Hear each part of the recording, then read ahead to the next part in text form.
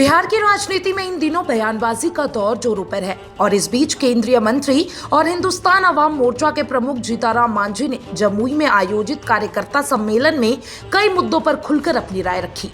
विधानसभा चुनाव को लेकर सीट के बंटवारे पर मांझी ने कहा कि एनडीए में जो भी तय होगा वह मान्य होगा। हालांकि उन्होंने इशारों में इतना जरूर कह दिया कि उनकी पार्टी कम से कम 20 से 25 सीटों पर चुनाव लड़ना चाहती है। उन्होंने ये भी स्पष्ट किया कि उन्हें किसी सीट का लालच नहीं है और वे एनडीए के अनुशासित सिपाही है।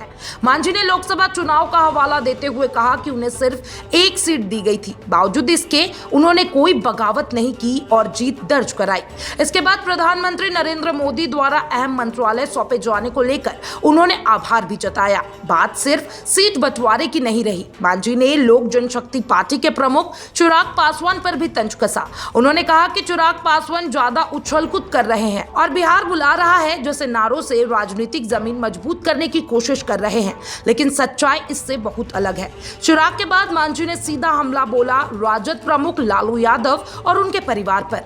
उन्होंने कहा लालू यादव परिवारवाद की राजनीति करते हैं और आयोग में केवल अपने लोगों को ही नियुक्त कर रहे हैं। उन्होंने व्यंग करते हुए कहा कि चलनी दूसरे बढ़नी के, यानी जिस पात्र में खुद हजार छेद है वो दूसरों पर दोष मढ़ रहा है। मांझी ने तेजस्वी यादव, तेज प्रताप यादव और मीसा भारती को रोहिणी आचार्य पर भी सवाल उठाते हुए कहा कि सिर्फ लालू यादव के परिवार के सदस्य है, यही इनकी एकमात्र योग्यता है। उन्होंने कहा ये लोग ना किसी आंदोलन की उपज है और ना ही किसी संघर्ष से निकले हुए नेता। इतना ही नहीं, मांझी ने लालू यादव को दलित विरोधी भी बताया। उन्होंने कहा कि लालू यादव शुरू से ही दलितों को नजरअंदाज करते आए हैं, इसलिए दलित समाज कभी उनके साथ नहीं गया। सियासी हमलों का सिलसिला यही नहीं रुका। मांझी ने सोशल मीडिया पर लालू यादव की तुलना गब्बर सिंह से करते हुए एक पोस्ट डाला। उन्होंने लिखा कि जो अपने परिवार का नहीं हो सका वो जनता का क्या होगा।